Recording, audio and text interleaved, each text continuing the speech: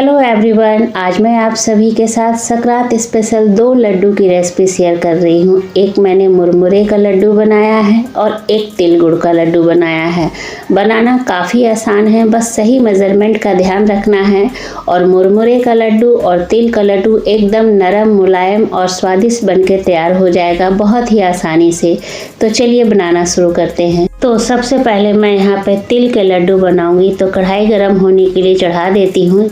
यहाँ पे घर पे कोई भी कप या कटोरी सेट कर लीजिए और उसी कटोरी से मेजर कीजिए। आपका पहली बार में ही लड्डू जो है ना एकदम परफेक्ट नरम बन के तैयार होगा। तो मैंने यहाँ पे एक कटोरी सेट किया है, 2.5 कटोरी तिल लिया है, यानी वज़न में कहे तो मैंने यहाँ पे आधा किलो सफ़ेद तिल लिया है, क्योंकि मैं लड्डू बहुत ढेर सारा बना रही हूँ। और यहाँ पे लो फ्लेम पे 5 मिनट तक तिल को भूनेंगे। तिल का हल्का सा कलर चेंज करेंगे, ज़्यादा कलर चेंज नहीं करेंगे। और अगर समझ में नहीं आता है तो थोड़ा सा आप तिल खा के देख लीजिएगा, बहुत ही अच्छा स्वाद आएगा मुंह में।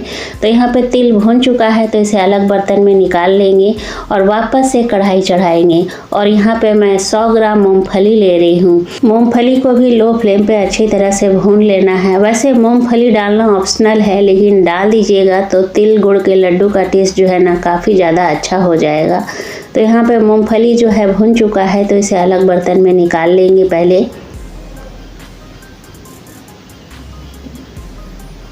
और कढ़ाई वापस से फिर गर्म होने के लिए चढ़ा देंगे। और यहाँ पे मैं अब गुड़ ले रही हूँ।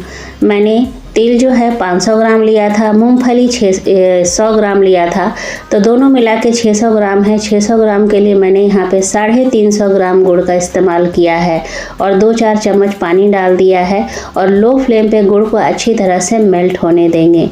अगर इस तरह से सही मेजरमेंट से आप लड्डू बनाते हैं तिल गुड़ का और पहली बार बना रहे हैं, तो पहली बार में ही परफेक्ट बन जाएगा। मिठास एकदम सही है, मेजरमेंट बिल्कुल सही है और लड्डू भी हार्ड नहीं होगा। तो मूंगफली ठंडी हो चुकी थी, तो मैंने इसका छिलका उतार के उसको हल्का सा क्रश कर लिया। बीच बीच में गुड़ भी चलाते रही हूँ। तो यहाँ पे झाग आने लगा है। झाग आने के बाद भी 3-4 मिनट तक चाशनी को हमें लगातार चलाते हुए पकाना है। उसके बाद पानी में डाल करके चेक करना है। तो पानी में डालने के बाद इस तरह से चाशनी जो है इकट्ठा होने लगे, हाथों पे उठाए तो वो आसानी से उठ जाए, हार्ड हो जाए। और इस तरह से आप हाथों से अगर खींचें तो वो स्ट्रेच होने लगे, तो इसका मतलब जो चाशनी है वो रेडी हो चुकी है। अब हमें ज़्यादा देर चाशनी को नहीं पकाना है, क्योंकि चाशनी को ज़्यादा देर पकाएंगे तो इसमें कड़वाहट आ जाएगी। तो बस रेडी है चाशनी। तो अब क्या करेंगे, जो हमने तिल भून करके रखा है उसको डाल देंगे और मूंगफली को हल्का सा जो क्रश करके रखा है उसको डाल देंगे।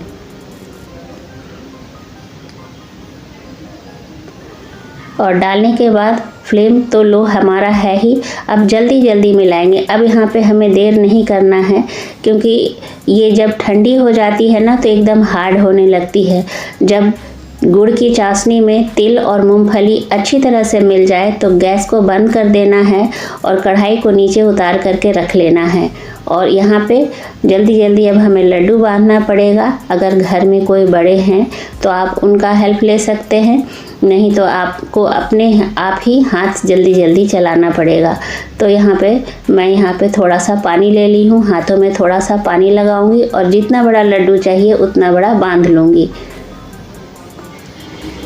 तो यहाँ पे शुरुआत में हाथों में काफ़ी गर्म लगता है, क्योंकि एकदम गरम गरम ही बांधना पड़ता है।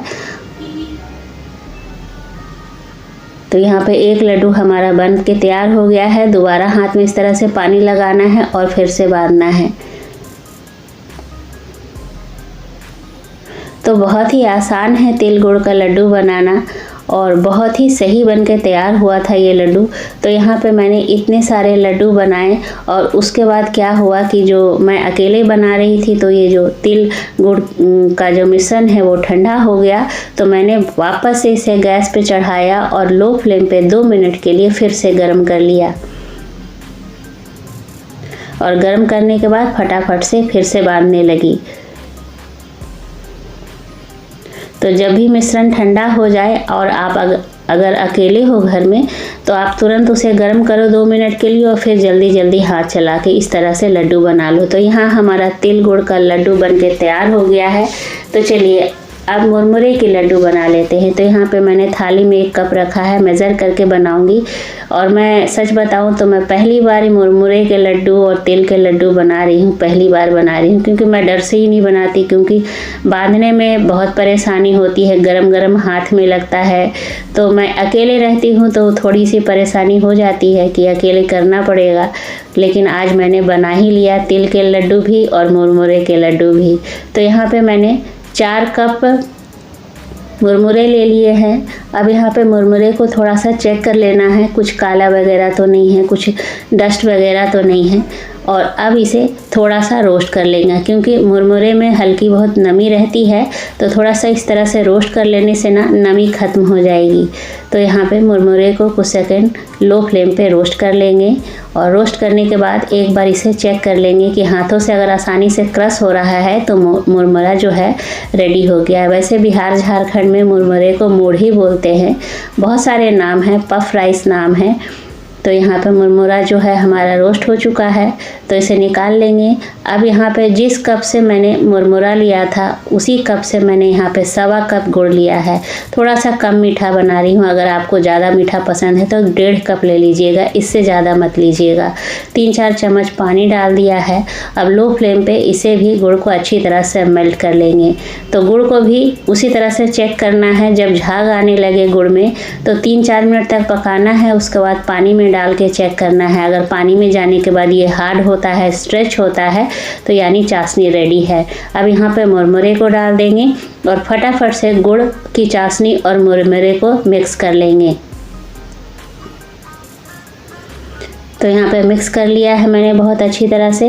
अब गैस बंद करके इसे नीचे उतार लेंगे और उसी तरह से लड्डू बांध लेंगे जैसे तिल का बनाया है। हाथ में पानी लगा लेंगे और जितने बड़े आपको लड्डू चाहिए उसी हिसाब से बना लेंगे। तो अभी काफ़ी गर्म है, हाथों में लगता है, तो कोई बात नहीं, अभी थोड़ा सर्दी का भी मौसम है, चलेगा इतना। तो यहाँ पे बांध लिया मैंने 1 लड्डू, उसी तरह से बाकी सबको भी बांध लेना है। अगर घर में बड़े हैं कोई तो आप उनका हेल्प ले सकते हैं।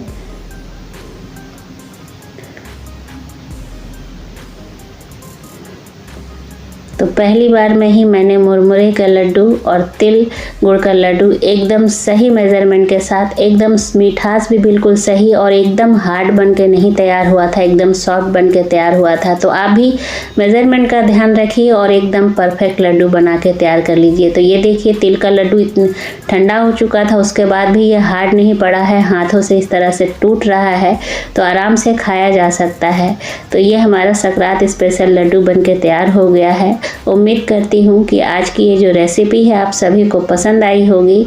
अगर पसंद आए तो लाइक शेयर कीजिएगा। चैनल पे अगर आप नए हैं तो प्लीज़ मेरे चैनल को सब्सक्राइब कर लीजिएगा, बेल आइकन को भी प्रेस कर दीजिएगा ताकि आने वाली वीडियो की नोटिफिकेशन आप सभी को सबसे पहले मिले। मिलती हूँ अगले रेसिपी में, तब तक के लिए टेक केयर, बाय बाय।